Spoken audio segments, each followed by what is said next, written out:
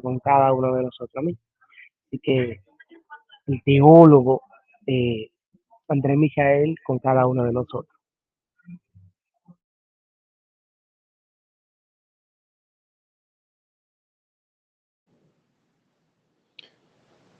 Buenas noches para todos. Dios les bendiga.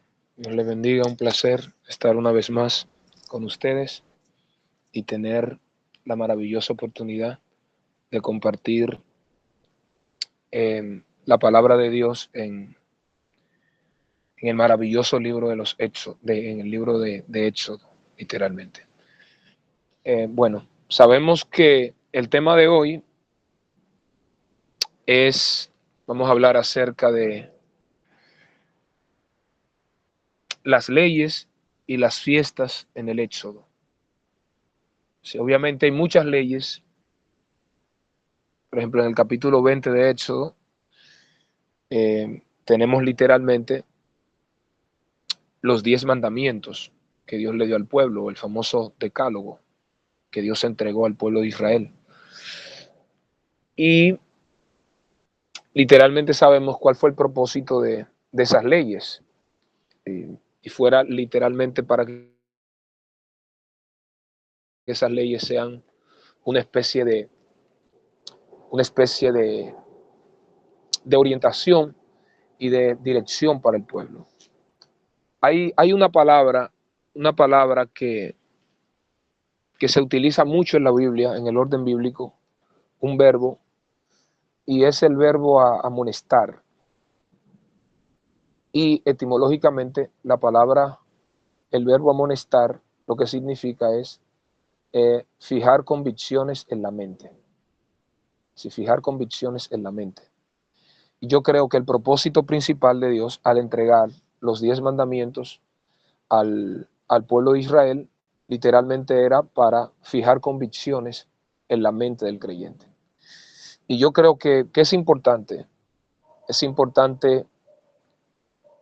que el pueblo tenga convicciones claras que van a representar literalmente el fundamento de la iglesia, que es lo que literalmente se coloca para evitar que algo se derrumbe.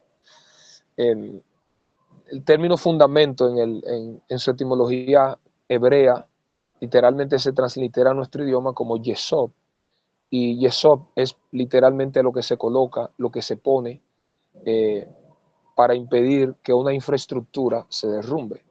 De la misma manera que una zapata se coloca para impedir que una edificación se caiga, se derrumbe, eso mismo representa la fe, que es el fundamento que impide que eh, la vida de una persona se derrumbe.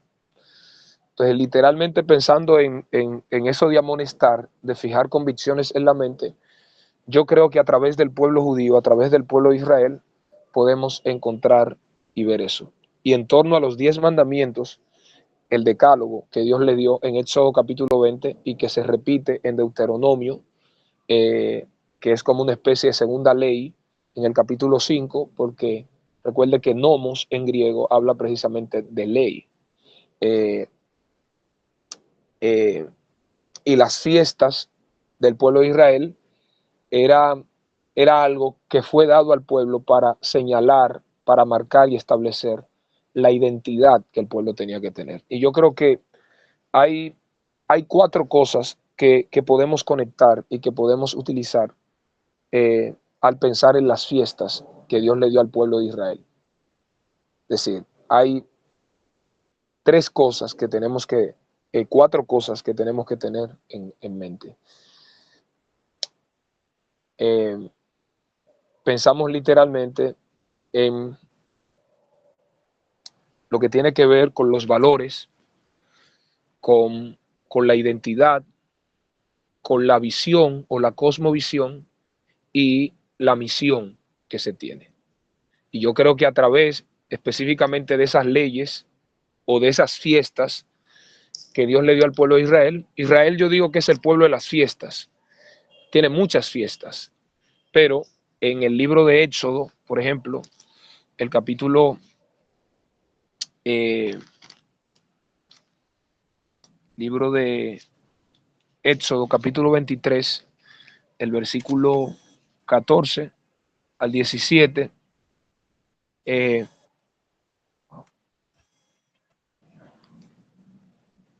me cayó esto.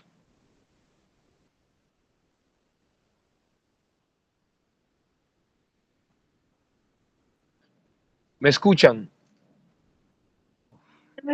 Sí, se escucha. Amén. Amén, amén. Disculpe. Amén, Ok. amén. Gracias. Éxodo capítulo 23, el verso 14, dice: 3 veces en el año me celebraréis fiesta. La fiesta de los panes sin levadura guardarás. 7 días comerás los panes sin levadura, como yo te mandé, en el tiempo del mes de Abib, porque en él saliste de Egipto, y ninguno se presentará delante de mí con las manos vacías. También la fiesta de la siega, en los primeros frutos de tus labores que hubieres sembrado en el campo, y la fiesta de la cosecha a la salida del año, cuando hayas recogido los frutos de tus labores del campo. 3 veces en el año se presentará todo varón delante de Jehová el Señor. Literalmente, esas 3 fiestas que son las 3 fiestas principales, la Pascua o Pesá, Pentecostés o Chabó, y la fiesta de los tabernáculos o la fiesta de Sucot, la fiesta de las cabañas. Es decir, la Pascua es Pesá, el Pentecostés es Chabó, y la fiesta de los tabernáculos es Sucot. Cada una de esas fiestas tenía un elemento importante, y vuelvo a decir, el propósito de esas fiestas era señalar la identidad del pueblo judío, y por eso al pueblo de Israel, Dios le había dicho que lo iban a celebrar, por ejemplo, de manera perpetua, de manera perpetua. Siempre lo iban a celebrar. Y literalmente, vuelvo a decir, eso habla de la identidad. Por eso a mí me llama la atención que cuando se habla del éxodo, el título que se utilizó, se habla el éxodo más que una salida. Porque en el Éxodo no solamente tenemos una salida. Yo digo que el libro de Éxodo es el libro más maravilloso que podemos encontrar, uno de los libros más maravillosos, más especiales, y no creo que podamos encontrar en el orden bíblico un libro donde podamos ver la mano de Dios de manera tan evidente, tan patente, tan asombrosa, tan espectacular y tan sobrenatural como la vemos en el libro de los Hechos, en el libro de Éxodo, perdón. Es decir, es un libro donde podemos ver a Dios como no lo vemos en ningún otro libro, en todo su esplendor. Es decir, podemos ver en el Éxodo la manera como Dios sacó al pueblo de Israel de Egipto, pero no solamente cómo lo sacó, sino las obras, cómo la mano de a toda una nación, a todo un sistema, a toda una cosmovisión, y cómo los mismos egipcios pudieron entender de primera mano que el Dios de Israel era el Dios verdadero.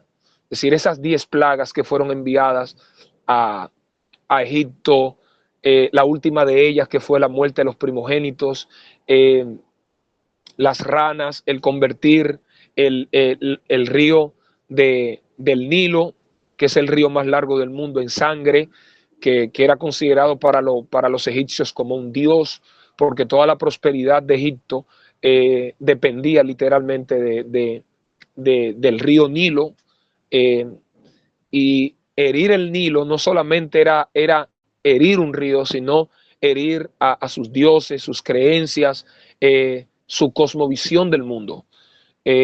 Impresionante. Y todo eso para que el pueblo entendiera que ellos salieron de Egipto no porque a Faraón se le antojó, porque él quiso, porque él decidió, sino literalmente porque Dios había decidido, aún por encima de la oposición y del impedimento que el propio Faraón había colocado. Y por eso bíblicamente vemos que Faraón le decía que se vayan, pero después la Biblia dice que el corazón, Dios volvió a endurecer el corazón del Faraón, precisamente para eso, para mostrarle al pueblo de Israel que no fue por iniciativa del Faraón, sino literalmente por la poderosa mano de Dios obrando en el pueblo de Israel. Es decir, las cosas que vemos en el Éxodo, en esos 40 capítulos que tiene el libro de Éxodo, es literalmente asombroso. Es decir, vuelvo a decir, los mandamientos, la salida de Egipto,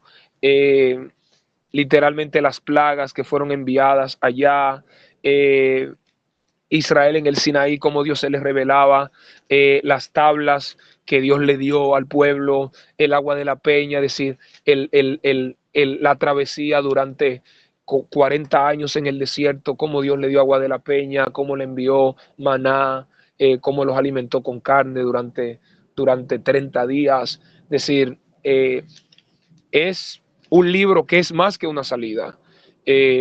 Las ofrendas, la instrucción como que Dios le da a Moisés respecto a la hechura del tabernáculo, del Mishkan, literalmente, que es uno de los términos que se utiliza.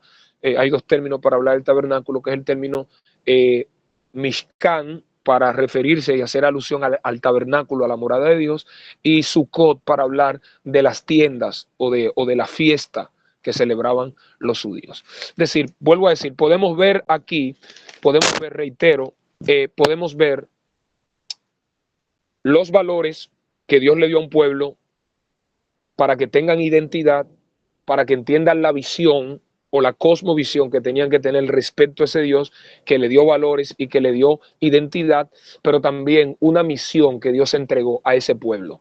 Es decir, podemos ver esas cuatro cosas en torno a la instrucción precisamente de estas tres fiestas más importantes. Israel tenía otras fiestas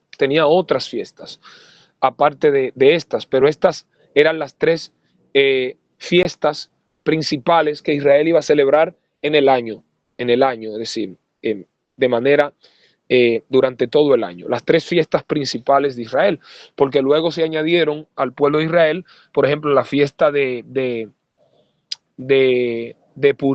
Purim, la fiesta de Purim, o la fiesta de las suertes, que era celebrada por los judíos literalmente para recordar cómo Dios liberó al pueblo de Israel del antisemitismo de Amán, así que intentó en los tiempos de Esther, que hizo una horca para ahorcar a Mardoqueo, a Mordejai, pero no solamente a Mardoqueo, sino también a todos los judíos, y no solamente en Susa, sino precisamente en todos los pueblos que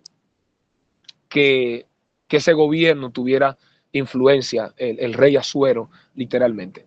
Y en esa misma horca que ideó Amán, en esa misma horca lo ahorcaron a él. Y yo creo que esa es una de las evidencias en la Biblia y es uno de los personajes que el pueblo de Israel no olvida en su historia, Amán, porque Amán es tipo del antisemitismo. Es igual que los judíos, la figura de Hitler, precisamente con el holocausto, es decir, ese odio, ese concepto antisemita, literalmente contra los israelitas. Igual como, es decir, hay cosas que Israel no olvida. No olvida, por ejemplo, la figura de Amalek, no olvida la figura de Amán, y no olvida tampoco la figura de Adolfo Hitler, porque precisamente encarnan ese antisemitismo o ese intento de erradicar, de eliminar y de extirpar de la raza del globo terráqueo a ese pueblo que Dios le dijo: te bendeciré, serás bendición, en ti serán benditas todas las naciones de la tierra, el que te bendiga será bendito y el que te maldiga será maldito.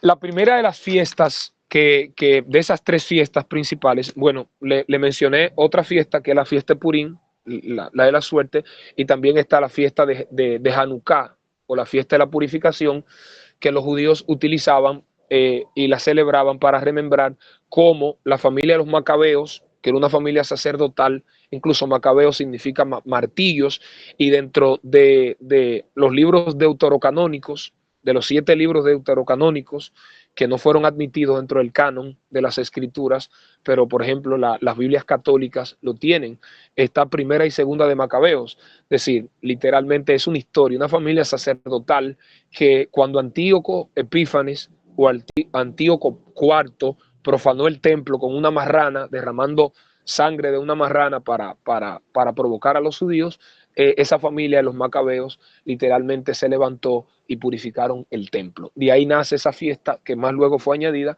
como la fiesta de Hanukkah o la fiesta de la purificación.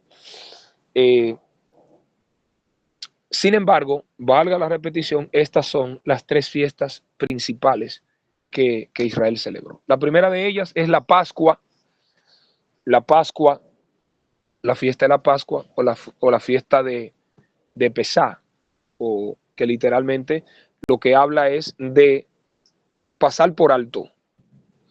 Y podemos ver, por ejemplo, en el libro de Éxodo, el capítulo 12, que precisamente se habla de eso.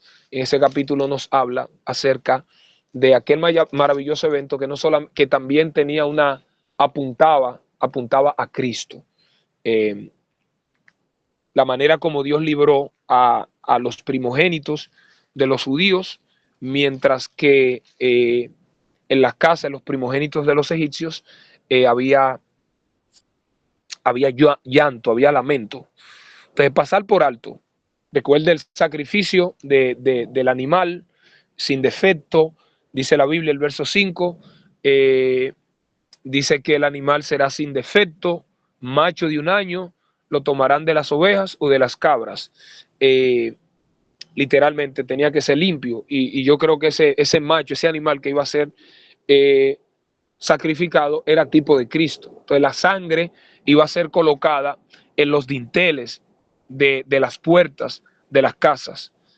Y el verso 12 dice: pues yo pasaré aquella noche por la tierra de Egipto y heriré a todo primogénito de la tierra de Egipto, así de los hombres como de las bestias, y ejecutaré mis juicios en todos los dioses de Egipto, yo Jehová. Y la sangre os será por señal en las casas donde ustedes estéis. Y veré la sangre y pasaré de vosotros, y no habrá en vosotros plaga de mortandad cuando hiera la tierra de Egipto. Y el 14 dice: este día os será en memoria y lo celebraréis como fiesta solemne para Jehová durante sus generaciones, por estatuto perpetuo lo celebraréis. Esa fiesta, los judíos la celebraban 8 días. La fiesta de la Pascua la celebraban 8 días, y precisamente remembraba eso. Era una fiesta, la fiesta más importante de los judíos, de los israelitas, la fiesta más importante, porque remembraba literalmente la liberación de la esclavitud, así como Dios liberó al pueblo de Israel de la esclavitud de Egipto. Es decir, regularmente remembraba eso. 8 días. La fiesta también se llamaba como la fiesta de los panes sin levaduras, porque durante esos 8 días Israel comía hierbas amargas y pan sin levadura. Las hierbas amargas era para recordar la esclavitud, los sufrimientos y los sinsabores durante 400 años de esclavitud. Y el pan sin levadura para recordar la divina providencia divina al darle el maná. Es decir, remembraban esas dos cosas. Por eso digo que es parte constitutiva de la identidad del pueblo judío. Y por eso Dios le dijo que tenían que celebrarla de manera perpetua. Aún hasta el día de hoy, los judíos siguen celebrando la Pascua. Para la iglesia, nuestra Pascua es Cristo. Nuestro Cordero Pascual es Cristo. Y cuando leemos el libro de Hebreos, precisamente se habla acerca precisamente de ese Cordero Pascual que es Cristo, sin defecto, sin mancha. Nuestro representante, nuestro pariente cercano, el que nos redimió, el que nos rescató, el que nos transicionó de la esclavitud a ser un pueblo libre y propiedad de Dios. Es decir, celebraban, literalmente remembraban eso. Pero también durante los 7 días siguientes, es decir, los 7 días eran 8 días, y durante los demás días el pueblo celebraba el momento cumbre de esa liberación, que fue cuando Dios abre el mar Rojo para que el pueblo camine en seco, la historia del pueblo judío que pasa de la esclavitud a la libertad es un memorial de su liberación de la esclavitud a la libertad, y es una celebración que el pasado se hace presente con el relato bíblico precisamente del libro de Éxodo, de la liberación. Es decir, el capítulo 14 de Éxodo, cuando el pueblo está atemorizado frente al mar y los egipcios vienen detrás, que están, como se dice en esgrima, entre la espada y la pared, que no pueden retornar, no pueden devolverse ni pueden avanzar, y Moisés le dice al pueblo, los egipcios que ustedes ven hoy no lo van a volver a ver. Jehová peleará por vosotros y ustedes estarán tranquilos. Como Dios abrió carretera en medio del mar y los hizo cruzar hacia el otro lado. Por eso el pasado se hacía presente. Recuerden, señores, que estas fiestas se celebraban en cada familia judía y había un compromiso del padre de la familia. Por ejemplo, los judíos tenían muchas cosas y por eso digo, el pueblo de Israel es un pueblo maravilloso y la influencia judía es espectacular. Es espectacular. Y el cristianismo tiene influencia del judaísmo, literalmente. Y la manera como ese pueblo se ha conservado, se ha mantenido intacto, ha conservado sus costumbres, sigue celebrando sus fiestas, no importa en el lugar del mundo. Yo creo que nosotros tenemos que extrapolar eso del pueblo judío y entender la importancia de tener fundamento. La fe bíblica, mis hermanos, no es una fe emocional, es una fe basada en convicciones. Y por eso hablaba de la amonestación, que la idea es fijar convicciones en la mente. Y es impresionante que habla de fijar convicciones en la mente cuando la mente es un campo de batalla. Decía Martín Lutero que el pueblo una mente desocupada es la oficina del diablo, literalmente. Y decía Calvino que el pueblo que no conoce la Biblia, Juan Calvino, el pueblo que no conoce la Biblia confunde una herejía con la voz de Dios. Es asunto basado en convicciones y convicciones en la mente, porque, vuelvo a decir, la mente es un campo de batalla.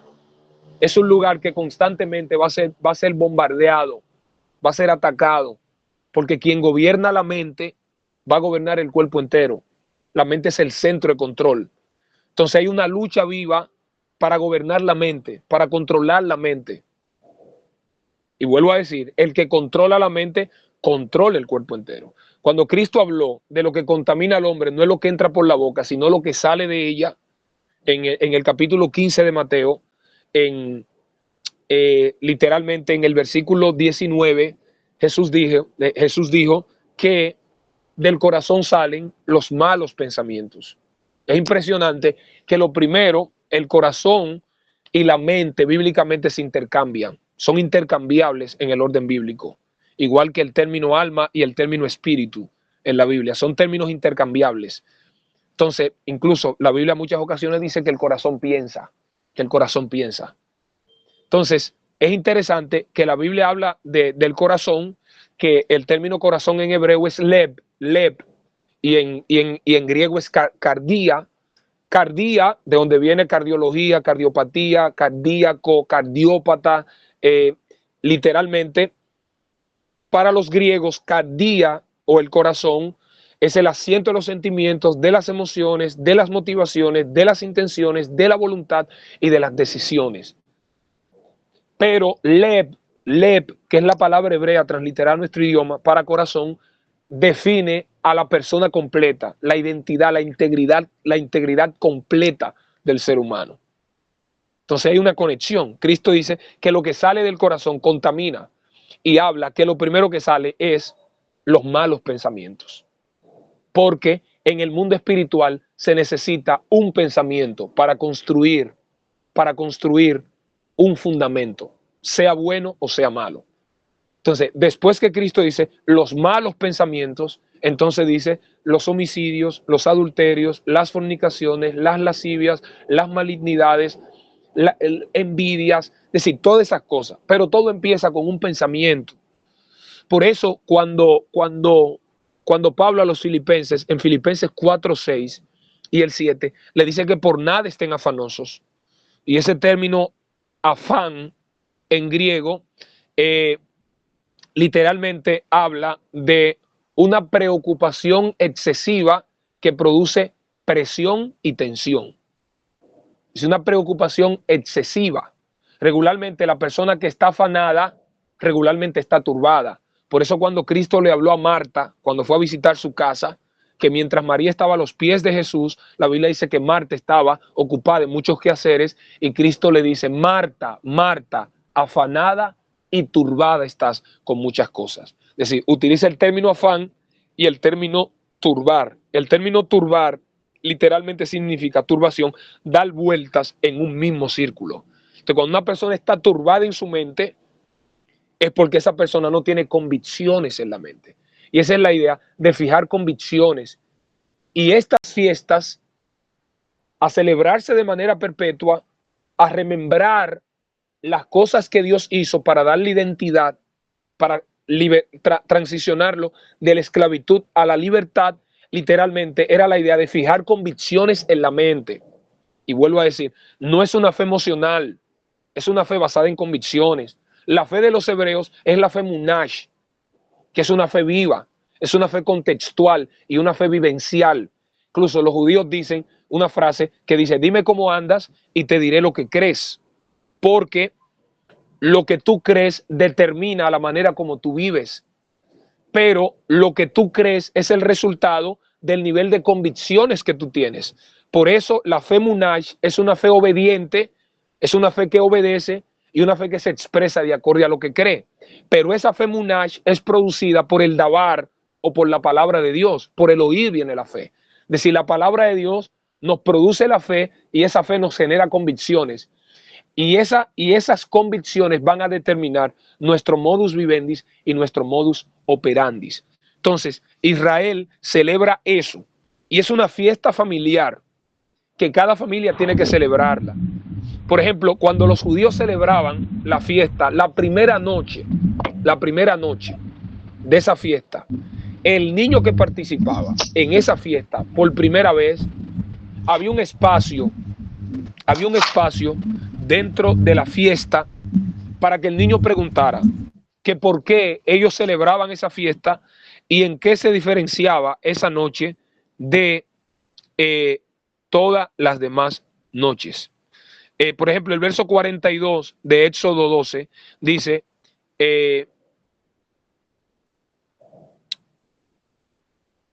se relata precisamente eso, lo que pasó, el pueblo de Israel, como Dios lo liberó.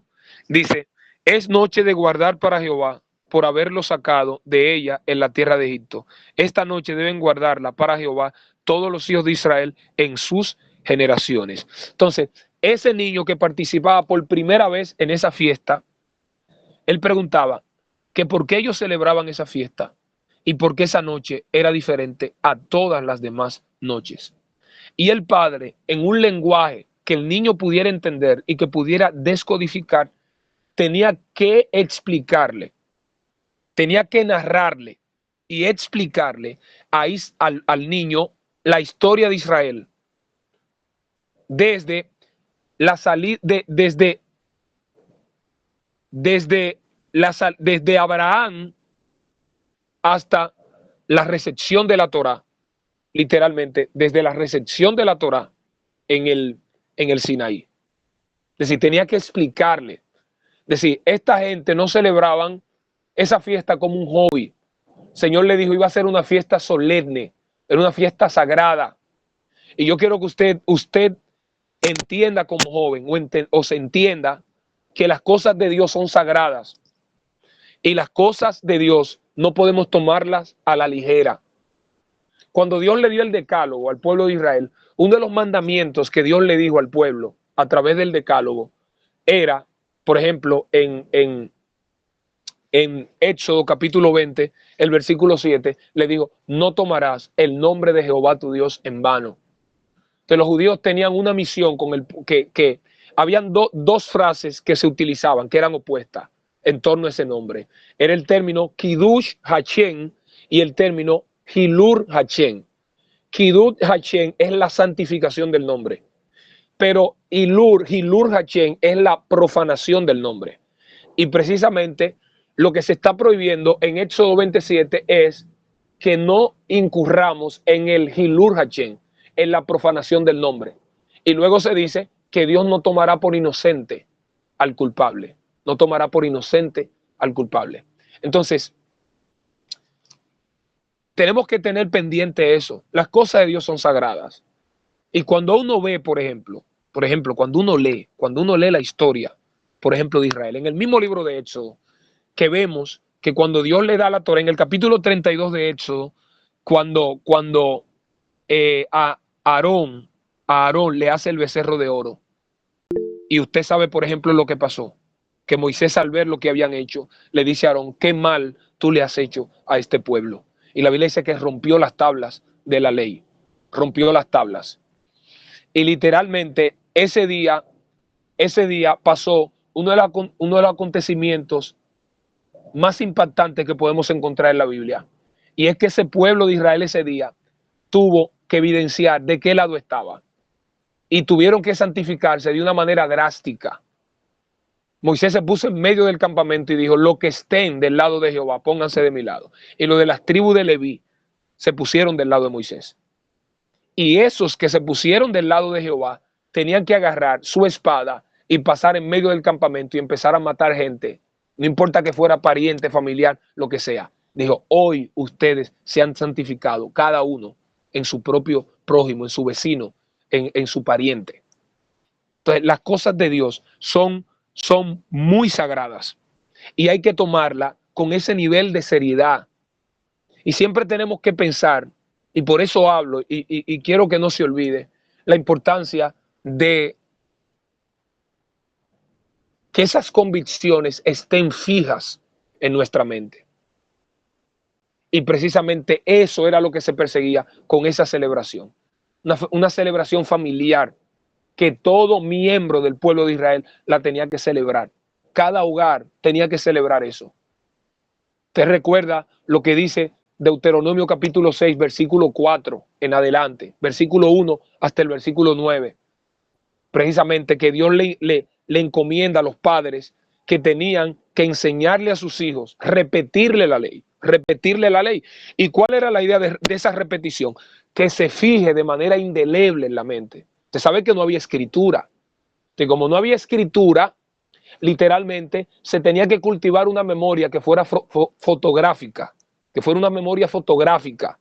Los judíos tenían que tener una capacidad de memorización increíble.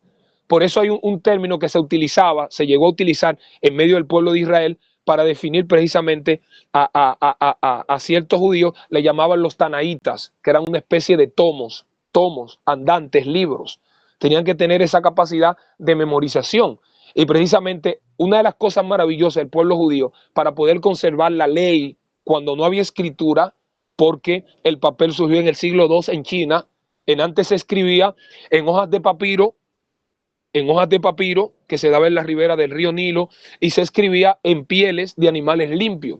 Pero ya usted se imagina el arduo trabajo que tenían que hacer los seferines o los escribas, y con el protocolo que escribían, precisamente con el nivel de reverencia hacia el nombre sagrado. Usted ha escuchado que cuando un soferín, cuando un escriba iba a escribir el nombre sagrado de Dios, el nombre sagrado que le daban a Dios,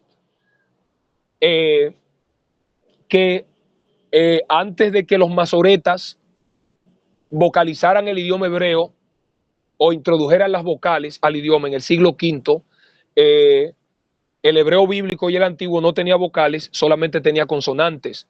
Por eso usted ha escuchado hablar, creo, acerca del famoso tetragrama o el tetragramatón o el famoso Yud-Hei Vah-Hei, porque solamente había consonantes, no había vocales. Ese nombre era tan sagrado que los judíos no lo nombraban en sus conversaciones diarias con el temor para no contaminarlo. Con el temor de no contaminarlo. Y cuando un soferín iba a escribir ese nombre, iba a su casa y se bañaba 7 veces. Y luego tomaba la pluma y lo escribía con mucha delicadeza. Si lo escribía mal, no podía romper el manuscrito. Lo enterraban en la tierra porque no se podía quemar ni romper un manuscrito que portara el nombre sagrado de Dios. Lo enterraban en la tierra con la idea de que le daban vida a la tierra para que la tierra fructificara. Es decir, ese nivel de sagrado. Entonces, los soferines tenían ese arduo trabajo de escribir. Entonces los padres tenían que repetir, repetir, repetir. Y la idea era que ellos pudieran grabarlo, pudieran memorizarlo, que se pudiera quedar grabado de manera indeleble en su mente para que pudiera ejercer control e influencia sobre la mentalidad de ellos. Y en Deuteronomio 6, precisamente se habla de eso: lo repetirás al levantarte, al acostarte, cuando estés en el camino, para que no se olvide. Y esa instrucción empezaba con el credo principal de los judíos, que es el Shema, que está en Deuteronomio 6:4. Shema Yisrael, Adonai Eloheinu, Adonai Ejá. En los postes de las casas de los judíos estaba en un recuadro que le llamaban la mesusa, que es un recuadro literalmente, donde se contenía precisamente el Shema, que está en Deuteronomio 6:4. Y eso estaba en los dinteles, en las puertas de las casas, en los postes, que en el mismo Deuteronomio capítulo 6 el Señor lo instituye, que iba a estar como frontal en sus ojos, en su frente, literalmente. Todo es para ejercer influencia. Cuando el niño se levantaba, tenía que decir el Shema. Cuando salía de la casa, lo tenía que decir. Cuando regresaba, decirlo. Cuando se iba a acostar, decirlo, para que nunca se le olvidara quién era su Dios. Entonces, literalmente todo es con la finalidad de eso. Lo que han leído de Deuteronomio 22, Proverbio 22:6, que dice: instruye al niño en su camino, y aun cuando fuera viejo, no se apartará de él. El verbo instruir en el griego, en el hebreo, es el término chanak. Chanak significa poner en la boca de un bebé algo fácil de tragar. ¿Cuál es la edad más atinada, más pertinente para poder fijar convicciones en la mente de un niño, en la mente de alguien? Precisamente en la etapa de la niñez. Y por eso hay un intento en este tiempo con la ideología de género, literalmente, y cada día el intento de que los niños vayan más temprano a la escuela, porque la idea es adoctrinarlos, alinearlo, porque es la manera el tiempo más fértil precisamente para eso. Incluso los mismos judíos dicen que los errores impresos en una mente joven no se borran después con facilidad. Pero también hay una frase judía que dice: ¿quiere que tus hijos mantengan los pies sobre la tierra? Ponle cierto peso sobre los hombros. Y también hay otra frase que dice: lo que el niño, una frase judía, lo que el niño muestra puertas afuera, lo aprendió puertas adentro. Y esa es la bendición del pueblo de Israel, que lo que aprendía puertas adentro los revelaba puertas afuera, que es totalmente lo contrario de hoy. No se aprende adentro, se aprende afuera. Es decir, no tenemos una influencia adentro, en el interior del hogar, lo tenemos fuera. Y eso es lo que tenemos que extrapolar precisamente de esa cultura tan maravillosa que es la cultura judía. De esa maravillosa influencia, el compromiso de formar las siguientes o las próximas generaciones. En el Salmo 44, señalando eso, Salmo 44, el versículo 1, ese salmo completo, capítulo 44 de los Salmos, es un salmo literalmente de remembranza. Por ejemplo, el encabezado que puso el editor dice: liberaciones pasadas y pruebas presentes. Pero oiga cómo empieza el Salmo 44. Oh Dios, con nuestros oídos hemos oído, nuestros padres nos han contado la obra que hiciste en sus días, en los tiempos antiguos. Y ahí empieza a contar y a narrar toda esa historia que los judíos celebraban y remembraban en la fiesta de Pesá, o la fiesta de la Pascua, la fiesta de pasar por alto, la fiesta de la liberación, la fiesta de los panes sin levadura, la fiesta donde el pueblo recibió identidad, la fiesta donde el pueblo fue libre de la opresión y fue un pueblo que anduvo en libertad. Y recuerde, libertad no es ausencia de responsabilidades. Al contrario, la libertad nos compromete, porque la libertad no está fundada sobre la nada. La libertad está fundada sobre leyes fundamentales. Entonces, cada hogar judío era un santuario donde la familia judía hacía lo siguiente. La familia judía estudiaba la Torá, observaba las fiestas religiosas e instruía a los niños, a sus hijos, en la fe de sus padres. Eso es lo que se llama un legado generacional, de generación en generación. Y por eso el pueblo de Israel es un pueblo lleno de enemigos, pero no han podido destruir porque es un pueblo que conserva literalmente su identidad. Entonces, esa es la primera fiesta que podemos ver literalmente, una de la fiesta principal de los judíos, la fiesta de la libertad, donde el pueblo que era esclavo, literalmente pasó de la esclavitud a la liberación. Yo no recuerdo el tiempo que tengo, si la hermana me puede confirmar para no excederme. Tranquilo, dale para allá. Brillante. Entonces, esa fiesta literalmente remembraba la fiesta de Pesá, celebraba eso. La otra fiesta es la fiesta de Pentecostés, la fiesta de Shavuot para los judíos, que es nombrada como la fiesta también conocida como la fiesta de la cosecha y la fiesta de los primeros frutos. En esa fiesta, que en hebreo es Shavuot y en griego es Pentecostés, literalmente era una fiesta que se celebraba 50 días después de la Pascua. Por eso Pentecostés en griego es quincuagésimo, que es 50.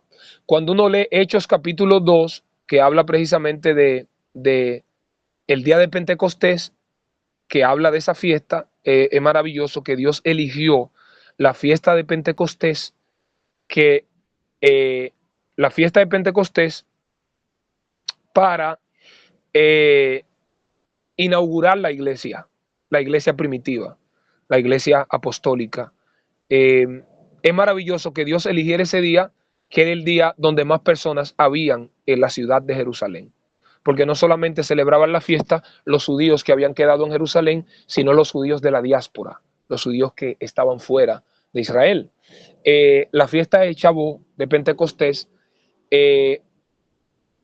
era una fiesta que los judíos que estaban en Jerusalén la celebraban un día y los de la diáspora la celebraban 2 días.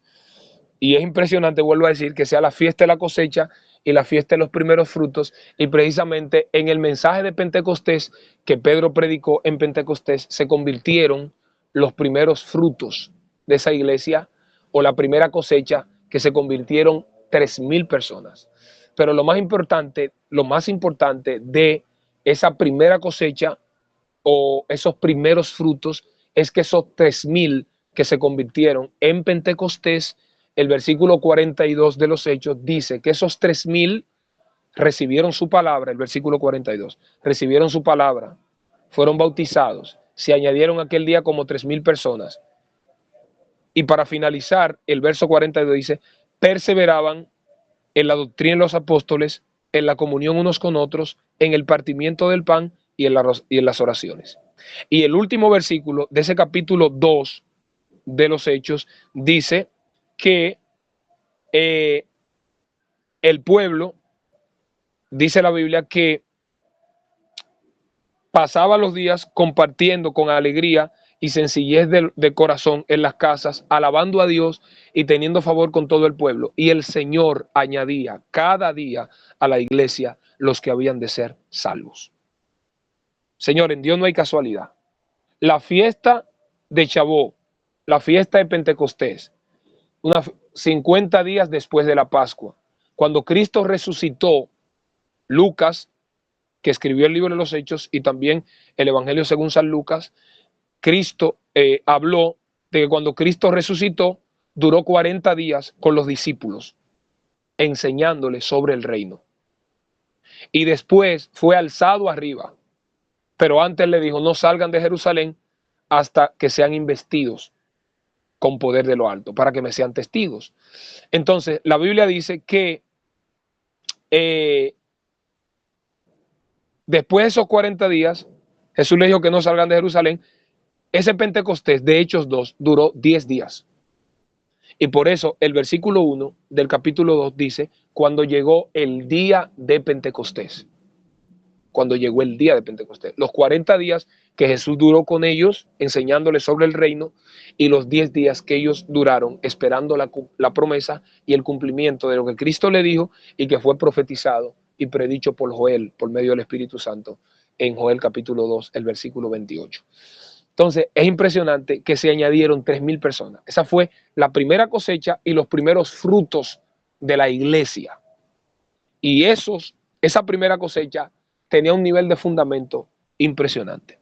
La fiesta de Chabó, los judíos la celebraban, o de Pentecostés, la remembraban o remembraban la recepción de la Torá en el Sinaí, o la recepción de la ley, los 10 mandamientos. Y a través de esta fiesta, los judíos recordaban una alianza, es decir, a través de esos mandamientos, la alianza con los israelitas en el que él se convertía en su único Dios y ellos en su pueblo. Es decir, literalmente, y por eso le digo, y le hablé de valores, identidad, visión o cosmovisión y la misión. Si yo no entiendo los valores del reino, si no entiendo los fundamentos bíblicos, yo no voy a poder tener identidad. Si yo no tengo identidad, producto de tener fundamentos bíblicos, entonces no voy a entender la visión. Y si no entiendo la visión, porque no tengo identidad y porque no estoy conectado a valores, entonces no estaré comprometido con la misión. Eso es lo mismo. Es decir, en la Pascua ellos recordaban cómo Dios los liberó, los sacó de la esclavitud y los hizo un pueblo libre. Después de rescatarlo, después de esa fiesta, viene Chabó o viene Pentecostés, que celebra o remembra la recepción de la Torá en el desierto, donde Dios le da ley, porque ese pueblo que era esclavo, la libertad no se puede sostener sin leyes, sin fundamento. Hay un escritor muy famoso llamado Paulo Coelho, un escritor brasileño, que él dijo que la libertad no es ausencia de compromisos, es la capacidad de entender lo que me conviene y hacerlo. Y por eso Pablo dice, todo me es lícito, pero no todo me conviene. Todo me es lícito, pero yo no me dejaré dominar por nada de eso. Por eso Pablo le dice a los Gálatas, permanezcan firmes en la libertad con la cual Cristo les ha hecho libre. Pero también Cristo le dijo a los discípulos en Juan 8:32, pero antes de decir el 32, en el 31 el contexto y el 36, es decir, tanto el contexto mediato y el inmediato y el mediato, el antetexto y el posttexto precisamente habla de eso. En el verso 31 de Juan 8 dice que Jesús le dijo a los judíos que habían creído en él, si ustedes permanecen en mi palabra, serán verdaderamente mis discípulos. Y luego en el 32 dice, y conocerán la verdad y la verdad les hará libres. Y en el verso 36 dice, y al que el Hijo libertare será verdaderamente libre.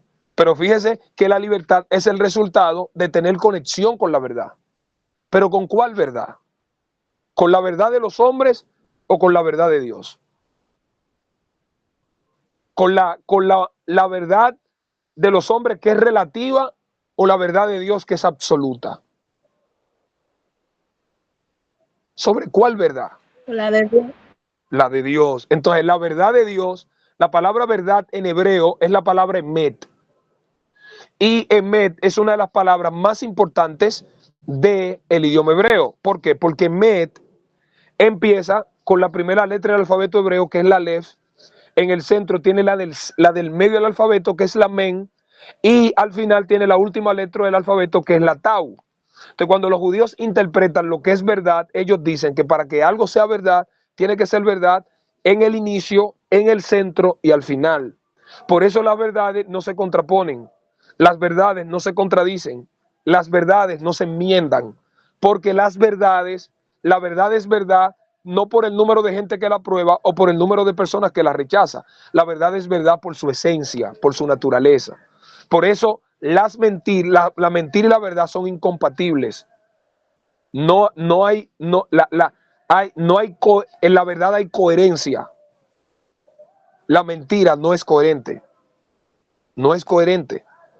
De la verdad, la mentira nunca será verdad. Entonces Cristo, la verdad de Dios, es verdad en el inicio, en el centro y al final. ¿Por qué? Porque Él es el mismo ayer, hoy y siempre. Por eso Él dijo, yo soy, yo soy, yo soy. El Derek, el Emet y el Jaín, o mejor dicho, yo soy el camino, la verdad y la vida. O en otras palabras, yo soy el profeta que enseña el camino, el maestro que enseña la verdad y el sumo sacerdote que enseña la vida. Y nadie viene al Padre si no es por mí. Entonces Dios le entrega su ley a un pueblo que no tenía identidad. Porque un esclavo no tiene identidad. ¿Por qué no tiene identidad un esclavo? Porque un esclavo ni siquiera tiene voluntad. Porque la voluntad del esclavo es propiedad de aquel que le compró. De aquel que le compró. Entonces, aún su propia voluntad, no ser de él, no tener autonomía, él no va a hacer lo que quiera. Él va a hacer lo que otro quiera. ¿Entiendes? Va a hacer lo que otro quiera. No tiene libertad. Él hace lo que otro dice. Él va donde otro diga. No tenía identidad. Pues por eso Dios inmediatamente lo saca de la esclavitud después de 400 años. Señores, yo no sé cuántos de ustedes recuerdan que cuando Israel tuvo 400 años de esclavitud en Egipto, en una tierra extranjera, pero tuvo 70 en Babilonia, 70 años en Babilonia, 70 años de esclavitud. Sin embargo, en esa diáspora, en el exilio babilónico, el pueblo judío perdió hasta su idioma. Por eso cuando Esdras le lee la ley en el libro de Nehemías capítulo 8, mientras Esdras leía, la Biblia dice que habían intérpretes o los levitas que tenían que conocer la Torá y conocían el idioma, tenían que ponerle el sentido porque ellos perdieron el idioma en la diáspora, perdieron la identidad, se aculturizaron, ¿entiendes? Se dejaron influir por una cultura e incluso ese pueblo que en la diáspora perdió, no solamente perdió el idioma, perdió su identidad, porque hicieron lo que Dios le había prohibido. ¿Y qué Dios le había prohibido? El matrimonio judío tenía que ser endémico, Es decir, el judío no se podía casar con mujeres extranjeras, tenía que ser con gente de su mismo pueblo, que tuviera sus mismas creencias, no hacer yugo desigual. Ese pueblo en el exilio se emparentó con mujeres paganas y violentó lo que Dios había establecido. Y literalmente, después de Esdras, que era erudito en la ley de Dios, versado en los mandamientos de Dios y que había preparado su corazón para aprender la ley y para enseñarla al pueblo, la Biblia dice que al leerle la ley, el pueblo reconoció que habían pecado y se le exigió al pueblo de manera drástica que tenían que despachar a esas mujeres con sus hijos a las tierras. Y ese pueblo tuvo que despachar a esas mujeres. Y es una manera de recuperar su identidad. Es lo mismo que cuando el pueblo pierde su identidad, cuando le hacen el becerro de oro y le dan adoración y veneración y le rinden homenaje al becerro. Perdieron la identidad. ¿Cómo se recupera esa identidad? Haciendo un sacrificio ese día que evidenciaba que estaban de parte de Dios. Entonces, Dios le da los judíos cada vez que se celebraban Shavuot o Pentecostés, lo celebraban para remembrar literalmente la recepción de la Torá. Pero a través de esa Torá, de esa ley, de esa dirección, de esa orientación y de esa influencia, Israel también recordaba el día en el cual ese pueblo, Dios, el que le dio la Torá, se convirtió en su Dios y ellos se convirtieron en su pueblo. A ese mismo pueblo Dios le dijo en Éxodo capítulo 19, el versículo 5 y 6, que le iban a hacer un reino de sacerdotes y de reyes. Y le habló que le serían especial tesoro. Le serían especial tesoro. Entonces, vuelvo a decir, la Pascua, la liberación. Pero para conservar esa libertad hay que tener un código de leyes, un código moral de leyes que nos direccione y que nos permita ser un pueblo que tengamos rectitud, que estemos bien inclinados, que podamos obedecer a Dios y que podamos honrarlo en todo el sentido de la palabra. Tiene que haber ese código. Cristo es nuestra Pascua. Y la palabra es nuestra ley. Es nuestra ley. Yo quiero decir una frase de un personaje de mucha relevancia, un hombre de fe que le llamaban Jorge Müller. Era un personaje, bueno, en biografía de grandes cristianos se habla de Jorge Müller, en el libro de Orlando Boyer, y se habla que él era un hombre que establecía orfanatos para darle de comer a niños pobres. Y era un hombre de fe, un hombre de dependencia. Incluso él llegó a decir que las imposibilidades son el alimento de la fe. Y que si algo es posible, entonces no habría gloria para Dios en ello, en eso. Si alguien puede hacer, si otra persona puede hacer lo que Dios hace, entonces no hay gloria. Porque otra persona lo puede hacer. Entonces, Jorge Müller dijo que el vigor de nuestra vida espiritual será en exacta proporción al lugar que la Biblia ocupe en nuestras vidas y en nuestros pensamientos. El vigor de nuestra vida espiritual será en exacta proporción al lugar que la Biblia ocupa en nuestras vidas y en nuestros pensamientos. Eso es importante. Y por eso es que vuelvo a reiterar, valores, identidad, visión y misión. Eso es lo que vemos a través de estas fiestas. Si no solamente celebrar fiestas de manera rutinaria, de manera accidental, de manera por casualidad, por coincidencia. No, hay un propósito de por medio.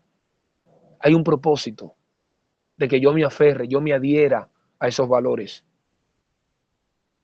De que se pueda fijar, se pueda formar una identidad. Que se pueda construir una cosmovisión respecto al Dios al que servimos, pero que también tengamos un compromiso con la misión que Él nos ha asignado. Que podamos entender que somos una especie de chaliá, de embajador, de vocero de Dios, de representantes de Dios, que seremos dignos representantes de Él. Por eso hablo de identidad. Y ustedes que son jóvenes, literalmente tienen que procurar eso. Yo quiero decirle a ustedes como jóvenes, enamórense de la palabra, no de los predicadores. Enamórense de la esencia, no de la apariencia. Enamórense, conéctense a la fuente, no vayan al reflejo. No vayan al reflejo. Procuren construir una relación personal con Dios. Procuren conocer a Dios de manera personal, de manera experimental, más que de manera referencial. Que lo referencial de Dios te conecte a lo experimental. Para que podamos llegar al nivel de decir lo que dijo Job: de oídas te había oído, mas ahora mis ojos te ven. Para que lleguemos al nivel de lo que dice el capítulo 9, versículo 23 y el 24 de Jeremías, cuando Dios dice: no se alabe el sabio en su sabiduría, ni en su valentía se alabe el valiente, ni el rico se alabe en su riqueza, mas alabe en esto el que de alabar, en conocerme y entenderme que yo soy Jehová, que hago justicia y juicio en la tierra, porque estas cosas quiero, dice Jehová. ¿Cuántas veces la Biblia dice de manera enfática, como dice Oseas 6:4, mi pueblo fue confundido, destruido, porque le faltó conocimiento? Y ese conocimiento es un conocimiento que me lleva al nivel de establecer relación con la persona o el objeto que yo conozco. Por eso conocer a Dios es algo más profundo de tener información sobre Dios. Conocer a Dios es tener una íntima relación con Él. El Salmo 25, el verso 14 dice: la comunión íntima de Jehová es con los que le temen, y a ellos les hará conocer su pacto. Lo impresionante es que la palabra comunión en el griego es el término koinonía, que literalmente significa acuerdo, de donde viene el término symphoneo, de donde viene sinfonía, que literalmente significa producir un sonido juntos. Jesús dijo: donde hayan 2 o 3 congregados en mi nombre, ahí estaré yo en medio de ellos. Y cuando el hombre tiene ese nivel de relación, Jesús le dijo a los samaritanos: ustedes adoran lo que no conocen. nosotros adoramos al que conocemos, porque la salvación viene de Israel. Y cuando Pablo fue a Atenas, que se puso en el Areópago, ese podio donde se predicaban, donde los oradores hablaban, la Biblia dice que Pablo encontró que los atenienses eran muy devotos a adorar deidades, y había un altar que tenía una inscripción que decía al Dios no conocido. Y Pablo aprovechó esa oportunidad, aprovechó esa inscripción para decirle: ese Dios al que ustedes no conocen es el Dios al que yo conozco, y ese Dios es el creador del cielo. Y empezó, partiendo de eso, empezó a hablarle de ese Dios. Porque nadie puede adorar a Dios efectivamente si no lo conoce. Mientras más le conozcamos, más le vamos a amar y mejor le vamos a adorar y mejor servicio le vamos a prestar. Aprovechen su juventud para tener fundamento, para tener fundamento, para lograr esa conexión. Los judíos místicos, porque hay diferentes tipos de judíos, pero los judíos cabalistas, los judíos místicos, ellos tenían un concepto que utilizaban para señalar la unión más profunda del alma del ser humano con el ser, con Dios. Y ellos utilizaban el término debekut. Incluso el término Deuteronomio en hebreo es devarim. Entonces, el concepto de los judíos místicos es debekut. Y ellos hablaban de la unión del hombre, del alma del ser humano, con Dios, a través de la oración, la meditación y la obediencia a los mandamientos. Cuando Pablo dice, para mí, cuando dice, con Cristo estoy juntamente crucificado, y ya yo no vivo, mas vive Cristo en mí. Y lo que ahora vivo en la carne, lo vivo en la fe del Hijo de Dios, el cual me amó y se entregó a sí mismo por mí. Como jóvenes, ustedes tienen que entender que tienen identidad. Y como jóvenes tienen que tener valores. Tienen que conocer los valores. No se pueden montar en la ola. No se pueden montar en la ola. No pueden montarse en la ola del inmediatismo y en la ola del sensacionalismo. Tienen que establecerse sobre convicciones que sean sólidas y firmes. Tienen que tratar de conocer la palabra, porque en la medida nadie puede conocer a Dios efectivamente si no conoce su palabra. Por eso no puede haber espiritualidad si no hay fundamento en la palabra. No puede haber conexión con Dios. No podemos caminar con Dios si no conocemos la palabra. Por eso cuando usted lee el libro el capítulo 11 de Hebreos, el Museo de los Hombres de la Fe o la Vitrina de los Hombres de la Fe, la frase que más se repite en ese capítulo 11 de Hebreos es la frase, por la fe, Abel, Enoc, Noé, Abraham, Isaac, Jacob, Moisés, Jefté, Rahab, y se menciona a David, a Sansón, a Débora, a Barak, a Jefté. Es decir, se menciona a otros personajes, pero todo fue por la fe. Aprovechen su juventud, enamórense, vuelvo a decir, de la palabra. Amen la palabra, préstenle el oído a la palabra, porque cuando el hombre aparta su oído de la palabra y cuando no le prestamos el oído a la palabra, estamos en el peligro de caer en la apostasía, en la rebelión contra Dios, en la deserción.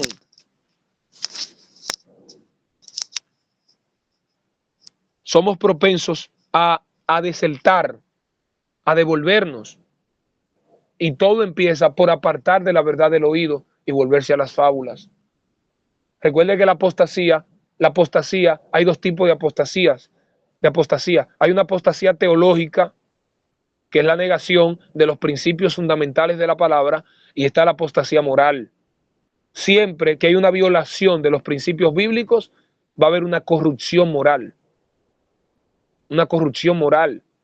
Por eso cuando la Biblia habla de los hijos de Elí, en el primer libro de Samuel, capítulo 2, versículo 12, dice que los hijos de Elí eran hombres impíos y no tenían conocimiento de Jehová. ¿Qué significa el término impío? término impío literalmente significa sin fe. Sin fe. No había convicciones. Ahora, ¿por qué no había fe? Porque no conocían a Jehová, no conocían a la fuente. Entonces, hay que aprovechar eso. Tienen que entender como jóvenes que Él es su Dios y que ustedes son su pueblo. Tienen que entender que Dios mora en medio de ustedes. Y entender lo que Pablo le dijo a Timoteo: ninguno te tenga en poco por ser joven. Sé ejemplo en palabra, en conducta, en amor, en espíritu, en fe, en pureza. Y el término ejemplo que se utiliza en griego es el término hupograpmo, que literalmente habla como de un modelo de caligrafía, un ejemplo que alguien tiene que copiar, ¿entiendes? Pero a ese que dice ese ejemplo, Pablo le dice: ocúpate en la lectura, la exhortación y la enseñanza. De estas fiestas judías tenemos que hacer una extrapolación de ellas. Cristo es nuestra Pascua. Cristo es la palabra para nosotros. Es la ley. La Biblia, la Escritura, es la ley. Ahí están los valores que producen nuestra identidad, que nos da visión, la visión, y que nos compromete con una misión.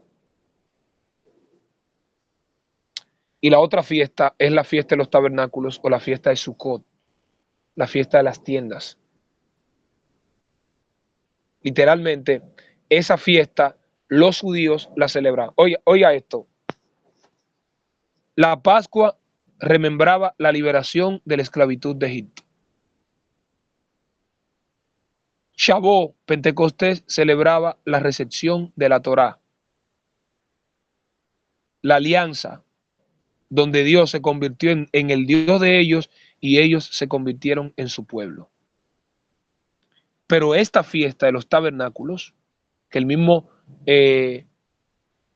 Josefo, el historiador judío contemporáneo a Jesús, Flavio Josefo, habla que la fiesta de Sukkot o la fiesta de los tabernáculos era una de las fiestas más solemnes de los judíos.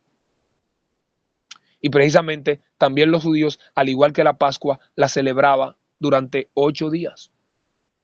Es interesante que toda la identidad del pueblo judío recaía sobre esas fiestas.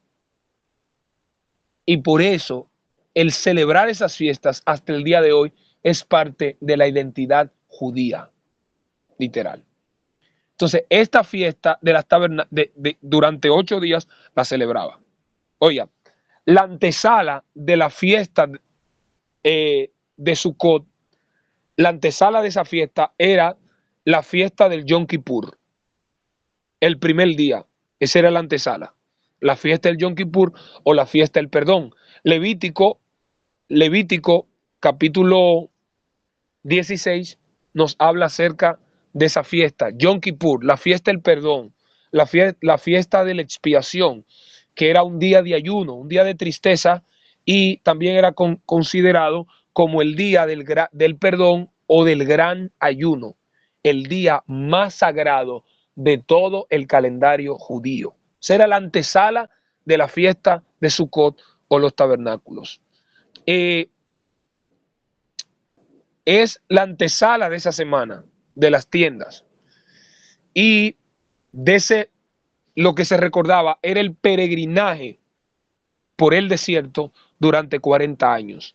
Durante 8 días, en la cual todo miembro del pueblo judío, del pueblo de Israel, dejaba su casa durante una semana y debía vivir bajo una tienda. Levítico capítulo 23 habla de eso.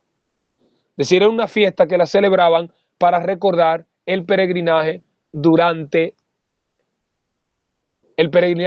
40 años en el desierto. Lo que han leído el Salmo, el Salmo 81, pero también el libro de Deuteronomio, el capítulo 8, vemos que el Señor les recuerda ese peregrinaje.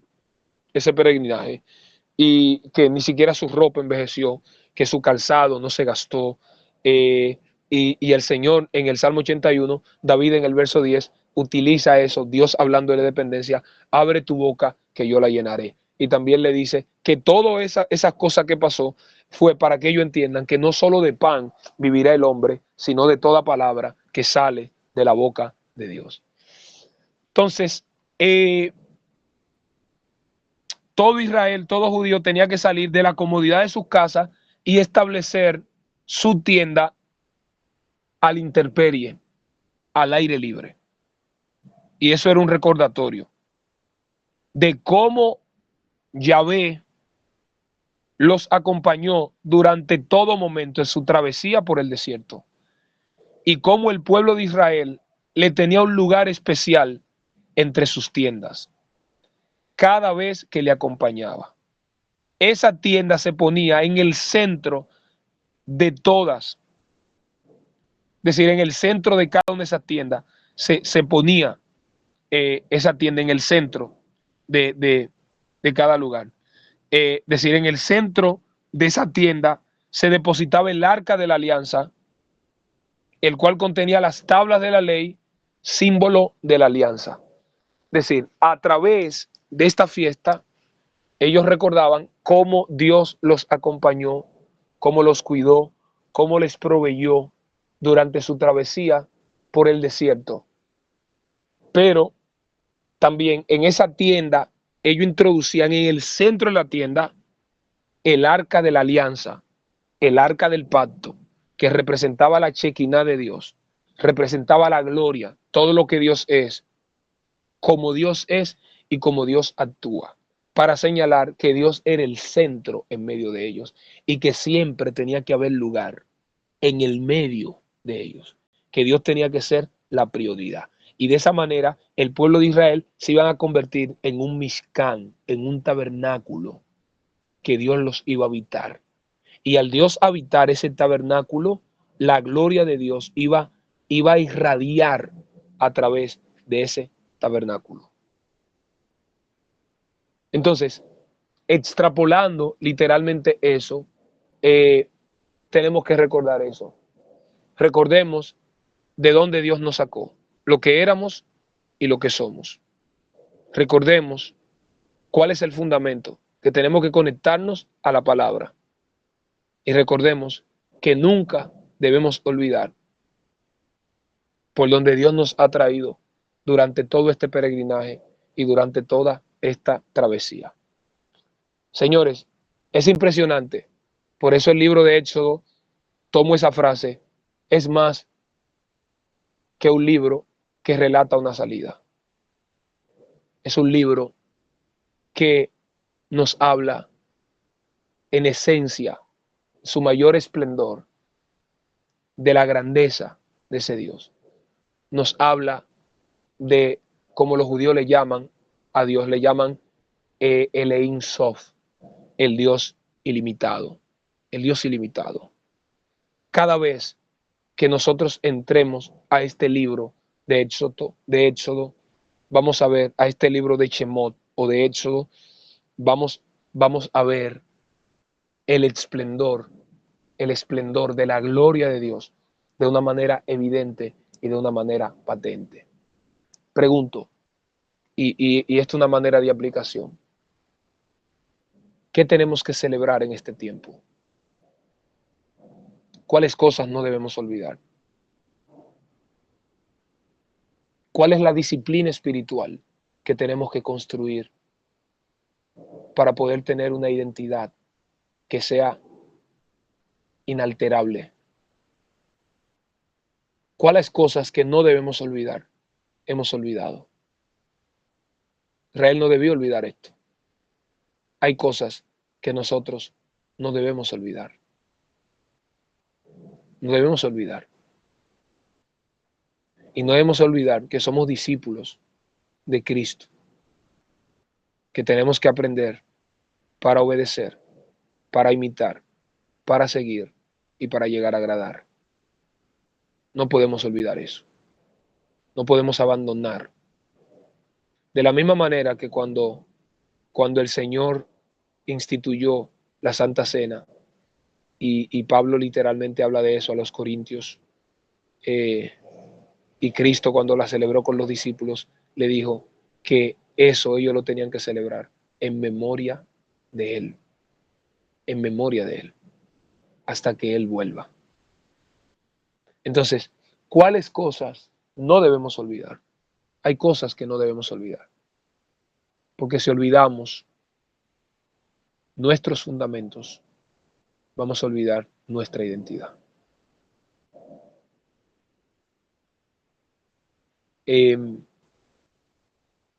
Necesitamos volver a las fuentes. Regularmente, cuando una persona, hay muchas personas que se convierten y están tan interesados en conocer el mover que se olvidan del fundamento. Y este es un camino de fundamento. De fundamento. Señores, el evangelio pesa. A la iglesia que yo pastoreo el martes en el estudio decía eso. El evangelio pesa. El evangelio no es cualquier cosa. El evangelio pesa.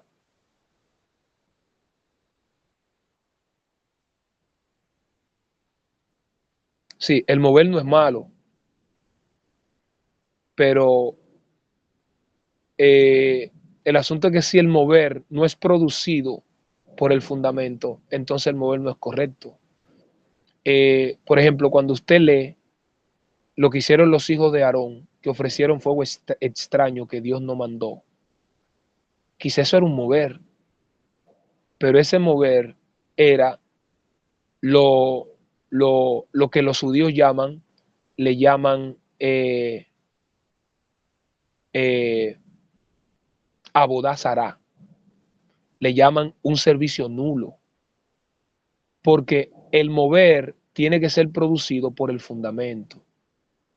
El avivamiento que no es producido. Yo quiero que ustedes hagan una tarea, analicen la historia de los grandes avivamientos y usted se va a dar cuenta que el denominador común de esos avivamientos reales, no estoy hablando de emoción, estoy hablando de avivamiento. No estoy hablando de que alguien se pare y empiece a hacer bulla, a inventarse lenguas y que la gente empiece a danzar producto de eso emocionado. No, estoy hablando de un avivamiento real, un avivamiento que se sustente y se sostenga en el tiempo. Porque los grandes avivamientos literalmente producen una transformación del corazón. Los grandes avivamientos fueron producidos por dos cosas: grandes exposiciones de la palabra y grandes periodos de oración. Grandes periodos de oración. Y eso lo podemos ver en la iglesia primitiva, de manera literal. Eso lo podemos ver en los tiempos de Jonathan Edwards, el gran avivador. Eso lo podemos ver a través, por ejemplo, del tiempo de John Whitefield, de Juan Wesley, el caso de Charles Spurgeon. Es decir, podemos ver los grandes avivamientos. Podemos ver uno de los avivamientos más grandes que yo encuentro en la Biblia, que fue cuando Esdras le leyó la ley al pueblo. Que el pueblo desde las 6 de la mañana hasta las 12 del mediodía estuvo dando grito, e hicieron pacto con Dios y celebraron la Pascua como no se había celebrado desde los días de Salomón, y se arrepintieron e hicieron voto delante de Jehová. Es una realidad. Los griegos, los romanos, en la oratoria clásica romana, ellos decían que todo discurso tiene que tener un propósito triple, y ellos hablaban de placeres, de doceres y de moveres.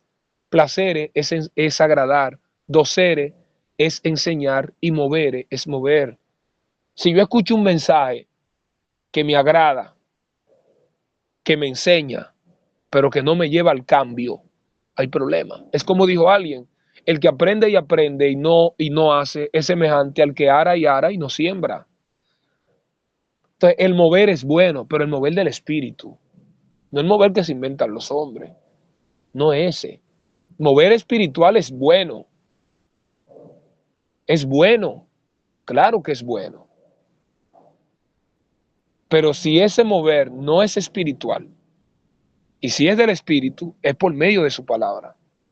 Porque el espíritu nos va a guiar a toda justicia y a toda verdad. Jesús dijo: el espíritu tomará de lo mío. ¿Entiendes? El mover es bueno, pero tiene que ser producido por el fundamento.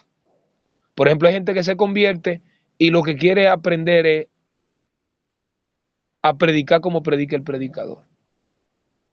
Quiere aprender a hablar lengua como hablan en la iglesia. Quieren aprender a predicar con un megáfono en la calle. Muchas cosas. Y la doctrina, el fundamento, el discipulado, la formación, el proceso que hay que agotar.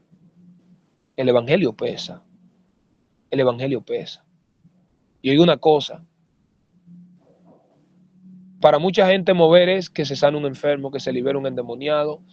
Y si lo hace el Espíritu, obviamente, eso está bien, como pasaba en los tiempos de Felipe en Samaria. Pero a usted no le llama la atención que en Mateo 7, Jesús empieza diciendo que se cuiden los falsos profetas que vienen a nosotros con vestidura de oveja, pero por dentro son como lobos rapaces. Y, y dos veces en ese capítulo 7, en el versículo 15 y el 20, dice, por sus frutos lo conoceréis. Y dice que el árbol bueno no puede dar frutos malos, ni el árbol malo puede dar frutos buenos. Pero en el versículo 21 dice que no todo el que diga Señor, Señor entrará en el reino de los cielos, sino el que hace la voluntad del Padre. Y el 22 y el 23, en aquel día muchos me dirán, Señor, no profetizamos en tu nombre, y en tu nombre echamos fuera demonios, y en tu nombre sanamos muchos enfermos. ¿No le llama la atención a ustedes que Jesús le diga, apartaos de mí, hacedores de maldad? No les conozco. ¿Cómo es posible que alguien profetizando en el nombre, sanando en el nombre y echando fuera demonios en el nombre, le digan dos cosas? Hacedor de maldad, apártate de mí y no te conozco. Tres cosas.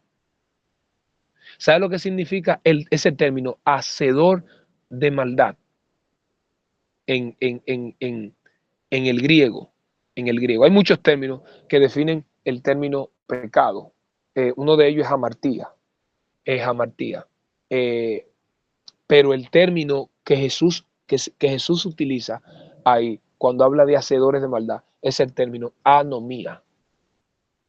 Anomía. Nomos en griego es ley. Y con esa adelante es alguien que desprecia la ley.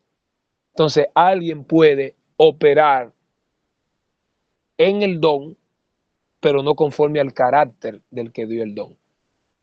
Y lo que salva no es operar en el don, no es portar el don, es portar el carácter del que me dio el don.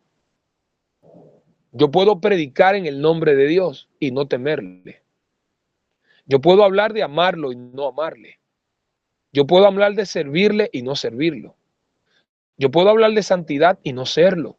Yo puedo hablar de sinceridad y ser hipócrita. Yo puedo decir verdades y ser mentiroso. Entonces, yo creo que hay cosas que nos deben llevar a la reflexión. Señores, ¿usted ha leído la historia del paralítico que estaba en el estanque de Bethesda? Que tenía 38 años esperando que un ángel descendiera y moviera las aguas, tratando, y el primero que ascendía recibió el milagro, pero él era paralítico, él nunca iba a subir, él no podía caminar. Posiblemente ahí había un ciego, un manco, y alguien lo ayudaba y lo guiaba, pero a ese manco, a ese que estaba en la silla de ruedas, ese paralítico, para alguien llevarlo tenía que tirárselo encima. Y un día llegó al estanque, llegó Jesús y le preguntó que si él quería ser sano, y él estaba tan enfocado en el estanque, en el ángel y en el movimiento de las aguas, que estaba pasando por alto, que delante de él estaba el que era superior al ángel, al estanque y al movimiento de las aguas. Muchas veces a nosotros se nos olvida eso. ¿Cuáles cosas tenemos que recordar que hemos olvidado? Vamos a ir al fundamento. Una persona llamada Peace Pilgrim que dijo, para yo encontrar la luz, voy directamente a la fuente, no a su reflejo. Voy directamente a la fuente, no a su reflejo. El centro de la Pascua, de Pentecostés y la fiesta de los tabernáculos, o mejor dicho, la fiesta de Pesá, de Shavuot y de Sukkot, era Dios. Era remembrar la grandeza, lo ilimitado, la eternidad, la compasión, la divina providencia de ese Dios. Vamos a recordar esto. Y recuerde lo que le dije al principio. Valores, identidad, visión y misión. Eso se necesita hoy. Necesitamos gente que sepa sobre qué pie está parado. Necesitamos personas que sean inalterables, que sean como la túnica que Jesús usaba, que era de una sola pieza, de arriba hacia abajo, de arriba hacia abajo. Personas que tengan un fundamento tan sólido que puedan soportar todo el peso. Y vuelvo a decir, el evangelio pesa. Yo quiero, si ustedes pueden, bueno, los micrófonos están cerrados, pero que usted me ayude, no acostumbro a esto, pero que usted me ayude y usted diga conmigo, el evangelio pesa. El evangelio pesa. El evangelio pesa. El evangelio pesa. Y cuando yo hablo de que el evangelio pesa, pienso en el arca del pacto, esa arca que se entraba en el centro de las cabañas que establecían los judíos cuando celebraban la fiesta de Sucot. La presencia de Dios dentro de ellos. Fíjense que estaba dentro, no fuera. Es decir, el arca de la alianza, el arca del pacto, no estaba fuera, estaba dentro de ellos, dentro del tabernáculo, del Mishkan, que es el otro término que se utiliza. Dentro del Mishkan, no fuera. ¿Dónde que tiene que estar el evangelio? Dentro de nosotros. ¿Pero dentro dónde? En nuestras conciencias, en nuestras mentes, grabado de manera indeleble. Y cuando eso está en nuestra mente, como dice Pablo, este versículo maravilloso, después que habla él del bema o del juicio ante el tribunal de Cristo, en segunda de Corintios, el capítulo 5, el versículo 9 y el verso 10, es impresionante eso, y eso señala de lo que pesa el evangelio, tiene que estar dentro. Por tanto, procuramos también, o ausentes o presentes, serle agradables, porque es necesario que todos nosotros comparezcamos ante el tribunal de Cristo, para que cada uno reciba según lo que haya hecho mientras estuvo en el cuerpo, sea bueno o sea malo. Pero oiga lo que dice el 11, conociendo pues el temor del Señor, es el evangelio que pesa, porque el evangelio, que para los griegos es para los griegos es buenas noticias, pero para los hebreos es besorá o promesas de redención. El evangelio siembra el temor de Dios, pero lo siembra dentro, no a flor de piel, es dentro. Como Pablo habla a los romanos, en Romanos 6:17, que habla que ellos llegaron a obedecer de corazón a esa forma de doctrina a la cual fueron entregados. Es decir, literalmente de eso, el evangelio pesa. Y conociendo pues el temor del Señor, persuadimos a los hombres, pero a Dios les he manifiesto lo que somos, y espero que también lo sea a vuestras conciencias. Ahí es que pesa el evangelio. Que yo sé que donde quiera que yo me meta, Dios me ve porque Él está dentro de mí. El arca está dentro del Mishkan, dentro de la cabaña. ¿No dice Pablo a los corintios que nosotros somos templo del Espíritu Santo? Somos templo, somos un Mishkan, somos un tabernáculo donde Dios habita. Donde Dios habita. Entonces, si Dios habita en ti como tabernáculo, así como estaba el arca de la alianza en el centro de la tienda, de esa cabaña, si Él está en el centro de ti, si la gloria del evangelio, como Pablo dice, hablando de eso, esa es la gloria dentro. Segunda de Corintios capítulo 4 verso 7, dice Pablo, Dios ha puesto este tesoro en vaso de barro para que la excelencia del poder sea de Dios y no de nosotros. Dios ha puesto este tesoro en vaso de barro para que la excelencia del poder sea de Dios y no de nosotros. Es decir, esa gloria está dentro de nosotros. Entonces, esa influencia va a pesar en nuestra conciencia. Como un sacerdote que era muy buen mozo, era muy atractivo, era muy aparente, y una mujer se enamoró de él e iba al confesionario no a confesarse, sino a enamorarlo, a confesarle lo atraída que ella se sentía por él. Y lo tenían que estar moviendo de lugares. Pero donde quiera que lo movían, ella lo localizaba. Y lo enviaron para Villarribas en San Francisco. Y allá ella le cayó. Y cuando ella entró al confesionario, que él oyó su voz, le dijo, ya me rindo. Yo voy a hacer lo que tú me digas. Como tú me digas. Estoy cansado. Pero hay una condición para yo hacer todo lo que tú me digas. Y como tú lo digas. Yo hago todo lo que tú me digas. Si tú me puedes llevar a un lugar donde Dios no nos vea. Si tú me puedes garantizar que me puedes llevar a un lugar donde Dios no nos vea, yo te garantizo que voy a hacer todo lo que tú me pidas. Y ella se sintió tan confrontada al escuchar esas palabras de la boca de él, que jamás lo volvió a buscar. Señores, recordemos esto. Estas fiestas no hablan no hablan del pueblo, hablan de Dios.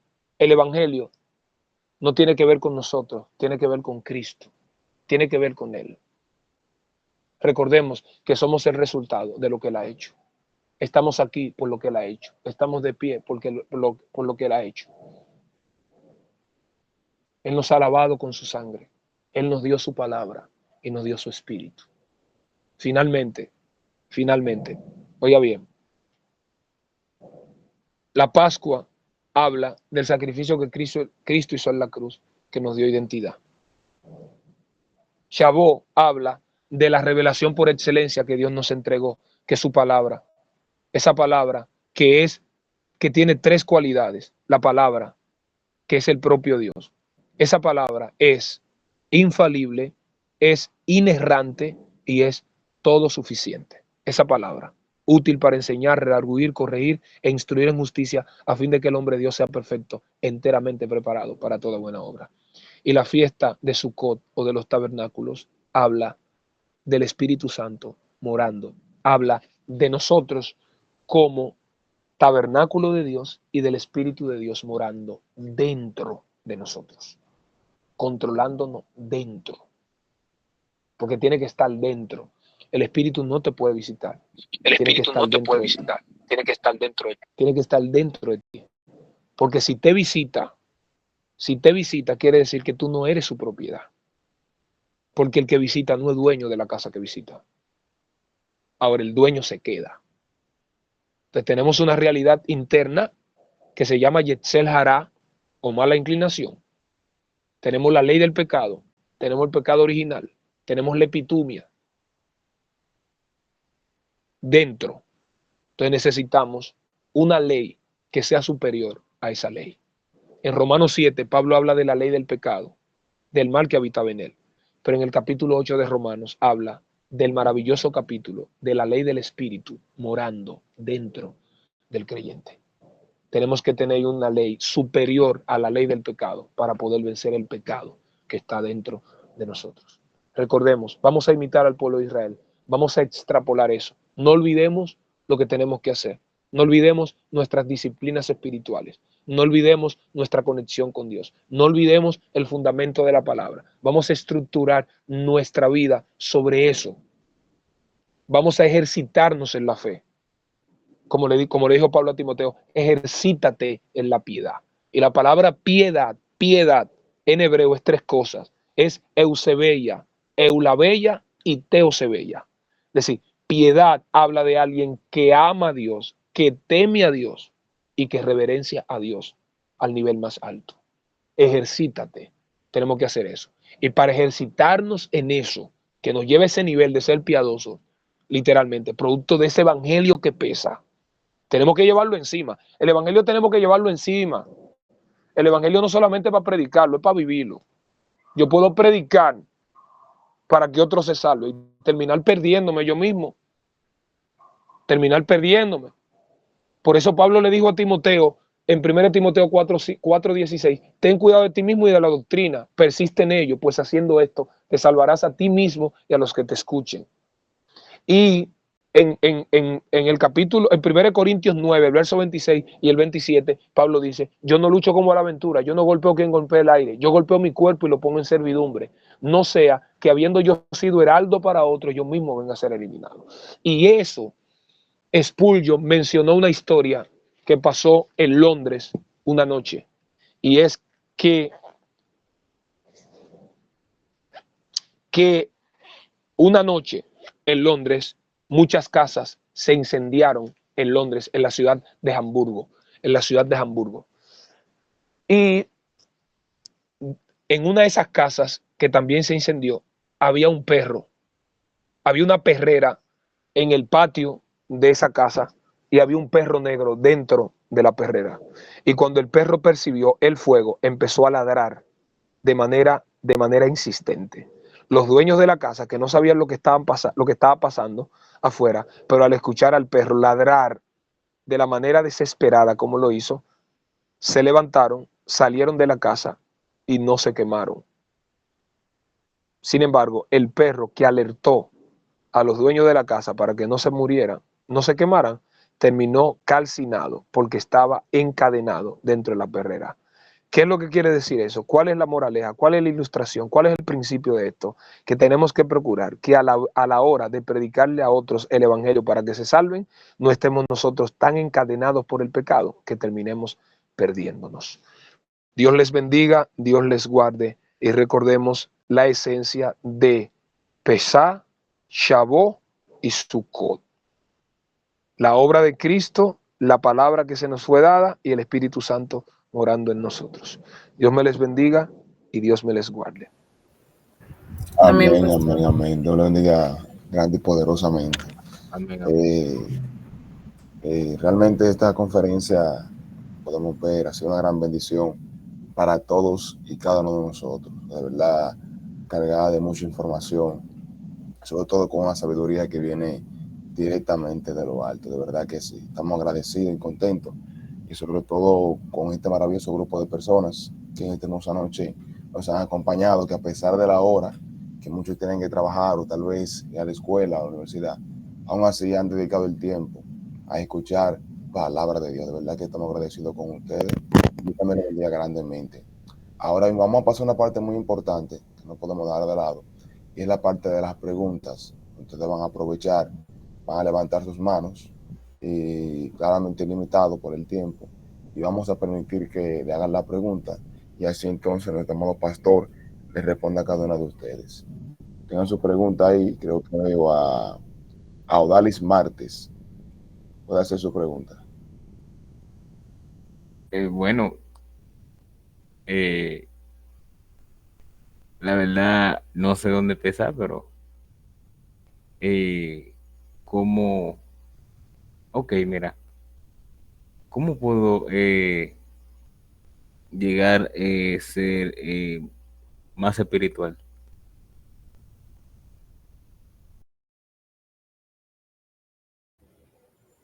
Pastor. En la medida que te relaciones con Dios, vas a llegar a ser espiritual, porque no puede haber espiritualidad desconectado de Dios. Y para que tenga una idea, le voy a decir lo que considero la definición más acabada y más profunda que yo conozco de espiritualidad. Y es precisamente la manera como los judíos interpretan la espiritualidad. Los judíos dicen, oye cómo definen los judíos la espiritualidad.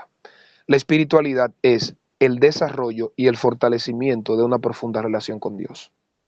La única fuente absoluta de significado trascendente, verdad, valores y bien en el universo. Y algo más dicen los judíos. La experiencia espiritual tiene su mayor contundencia cuando el fruto concreto es la transformación y elevación de nuestras acciones cotidianas. Parafraseando eso, la espiritualidad consiste en tener un vínculo profundo con Dios. Entonces, cuando en ese nivel de relación con Dios, el ser de Dios nos va a impactar, la naturaleza de Dios nos va a impactar. Y al ser impactado por lo que Dios es en ese nivel de relación, entonces nuestras obras cotidianas van a ser transformadas y elevadas. ¿Elevadas en qué sentido? Que al ser transformados van a ser elevadas en el nivel de poder vivir para hacer todo orientado para la gloria y la honra de Dios. Entonces, en la medida que tu relación con Dios crezca, tu nivel de espiritualidad va a crecer. Si no puede haber espiritualidad si sacamos a Dios fuera de la ecuación. Pero tampoco puede haber una relación que sea salomónica o que sea una relación que sea funcional con Dios si no es sobre la base de la propia revelación que Dios ha dado, que es su palabra. ¿Entiendes? Si en la medida que te relaciones con Dios, en la medida que tu relación con Dios crezca, en esa misma medida vas a ser una persona espiritual.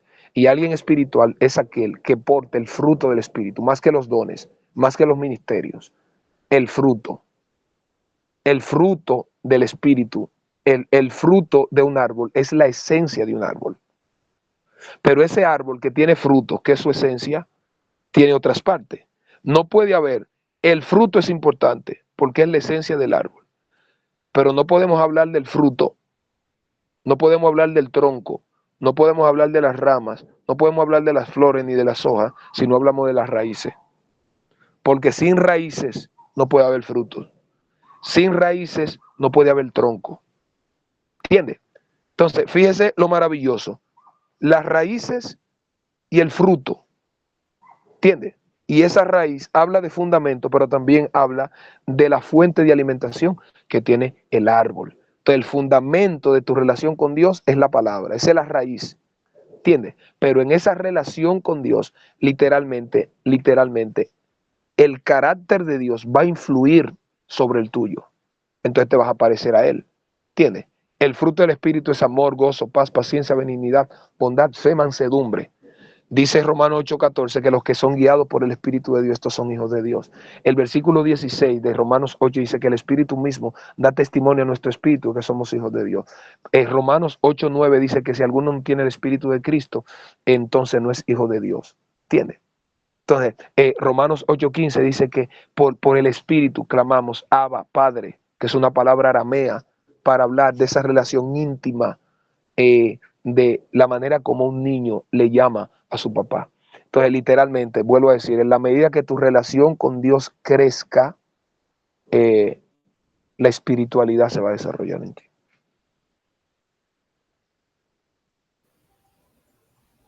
Odalis, ¿se ha quedado satisfecho con la respuesta?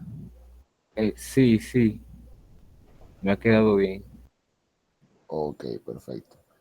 ¿Alguien más tiene alguna otra pregunta? Para así aprovechar, y también tengo dos preguntitas aquí también, Pastor. Si alguien más Sí. tiene su pregunta, puede levantar su mano, pero yo se la voy a hacer individual porque cada una, aunque pueda ser un poco fácil de responder, cada una tiene su trasfondo. Bueno, la primera es dice, si algún judío no llegaba a celebrar las fiestas, es decir, a ser algo partícipe de las celebraciones, ¿qué tipo de consecuencia traía? Bueno, literalmente era una ley perpetua que el pueblo judío, por ejemplo, tenía que celebrarla. Es decir, literalmente, una persona que no celebraba la fiesta era como una persona excomulgada. Es decir, una persona que literalmente, eso es igual, por ejemplo, que de sencillo, esa fiesta, el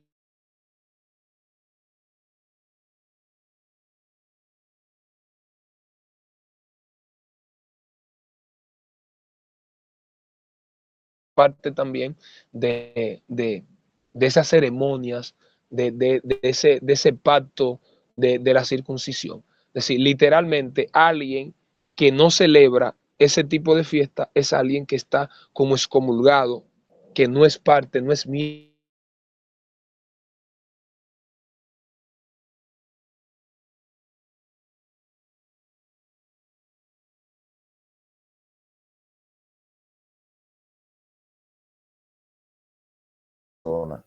Porque al no hacer lo que ellos hacían, no se consideraba entonces parte de aquel grupo, ¿verdad?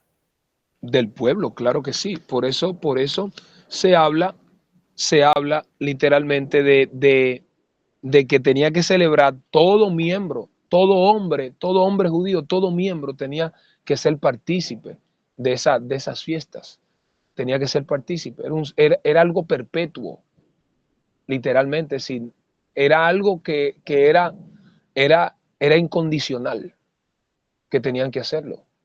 Porque es parte, estamos hablando de cosas que intrínsecamente están ligadas con la identidad del pueblo judío, es decir, están intrínsecamente ligadas.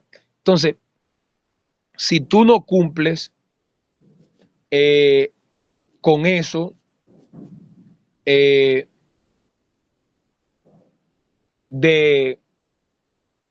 no celebrar las fiestas, entonces literalmente tú no eres parte del pueblo porque tú estás violentando lo que Dios ha instituido. ¿Entiendes? Si estás yendo en contra de eso. Esto te genera, te pueden excomulgar, te pueden sacar. ¿Entiendes? A nivel individual como comunitario. Por ejemplo, literalmente, por eso te digo, se puede excomulgar. A nivel individual podía significar la pérdida de una conexión profunda con la historia y la tradición judías. ¿Entiendes? Es decir, literalmente, así como la falta de oportunidad para fortalecer la identidad religiosa y la espiritualidad. Es decir, es un problema, es decir, hay un vacío, hay una deserción. Si tú no celebras las fiestas, te va a traer consecuencias. Lo que decía ahorita, es decir, la palabra apostasía literalmente significa deserción, desertar, desviarse, retroceder, e implica rebelión. Entonces, regularmente, la apostasía es teológica y es moral. Todo aquel que violenta los principios bíblicos va a haber se va a traducir eso en una corrupción moral. Entonces se pierde esa conexión, esa pérdida de valores, que es lo que vemos hoy. Si alguien es como dice el caso de la frase de Simón Bolívar, el pueblo que no conoce su historia está condenado a repetirlo. Y era obligatorio eso, es decir, no era opcional. Era obligatorio que el padre tenía que enseñarle a sus hijos eso, porque eso iban a diseñar y a establecer la identidad. ¿Entiendes? Es decir, hay problemas. O sea, a nivel comunitario, es decir, la no celebración podía debilitar los lazos entre los miembros de la comunidad y dificultar la transmisión de los valores y prácticas judías a las futuras generaciones. ¿Entiendes? Es decir, hay una debilidad de la identidad judía, pérdida de conexión con la tradición, menos oportunidades para la reflexión, el crecimiento espiritual, la falta de rituales y costumbres. Es decir, literalmente hay muchas consecuencias. Es como alguien prácticamente excomulgado, que está dentro, es decir, está está en el pueblo, pero no es parte del pueblo, porque está violentando, está contrastando lo que Dios ha establecido. Es decir, se está negando a cumplir con algo. Y eso siempre trae consecuencias. Siempre trae consecuencias. Siempre trae consecuencias. Es decir, que o sea, sería marginado prácticamente. Aunque esté dentro del grupo. Indiscutiblemente. Y le voy a poner un ejemplo más sencillo para que usted vea, por ejemplo. Cuando Dios mandó cuando el pueblo de Israel, después de vencer, conquistar Jericó, y fueron a la ciudad de Ai a pelear, un pueblo prácticamente indefenso, incluso le sugirieron los espías que no enviar a tantos hombres. Dios dio instrucciones expresas y dijo que no tomaran del anatema ni del manto babilónico. El incumplimiento de eso, produjo un problema, y es que el hombre fuera excomulgado. Lo sacaron a él con su familia, con sus propiedades, incluyendo el lingote y el manto babilónico, lo apedrearon y lo quemaron. De esa manera, cuando el pueblo adoró el becerro de oro, mire cuál fue la consecuencia. Siempre hay consecuencia cuando se violenta el orden que Dios ha establecido. Y vuelvo a decir, no era una fiesta común, no era una fiesta pagana, no era una fiesta coincidencial, era algo que hablaba de la identidad judía. Entonces, todo judío que fuera judío, literalmente, y que estuviera comprometido con esa identidad, y para fortalecer esa identidad, tenía que cumplir con eso. Si no lo cumplía, entonces como que no era judío. Ok, perfecto, perfecto. Sí, porque sabe que uno pregunta porque uno siempre veía que los judíos estaban acostumbrados desde Moisés, ¿verdad?, a apedrear a aquellos que no, vamos a decirlo así, no se adaptaban o no querían reírse bajo la dirección de la ley de Dios. Entonces, al ver todo ese tipo de cosas que pasaban, uno más o menos se hace la idea, pero así mismo como usted dice, gracias, ¿verdad?, verdaderamente por la aclaración. Lo aislaban. Exactamente. Entonces, si nadie más tiene una pregunta, bueno, ya viendo el tiempo, si nadie más tiene una pregunta, entonces yo entiendo que lo podemos dejar hasta ahí, ¿cierto? Pues bien, ok. Entonces, de igual forma, pastor, una vez más, Dios me le bendiga de una grande y poderosa. De verdad agradecemos que usted también se haya tomado el tiempo en esta hermosa noche. No sabemos si va a trabajar mañana tampoco, pero de igual forma le agradecemos que haya dedicado el tiempo para compartirnos la palabra, compartir su conocimiento. Y diga Gracias una a ustedes, palabra. mi hermano. Gracias a ustedes por darme la oportunidad de hacer lo que mi vida.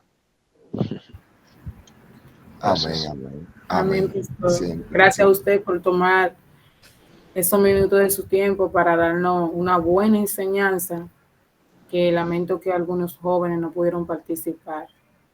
Yo sé que todo lo que estamos aquí presentes ha sido bendecido, y si tenían alguna duda o alguna laguna con algunas cosas del libro de Éxodo, se les fueron aclaradas y se les seguirán aclarando. Bendito sea el Señor. Que Dios siga bendiciendo su vida y la de su familia, y que le siga cubriendo y le siga guardando y usándolo para su gloria y su honra. Muchísimas gracias, mi hermana, lo agradezco. Gloria a Dios por su gracia. Amén. Bien, de igual forma, también agradecemos a todos los que han estado aquí en la reunión, nuevamente. Gracias por su tiempo, de verdad que sí. Le pedimos excusa por, hemos cedido un poco. Usted sabe que cuando hay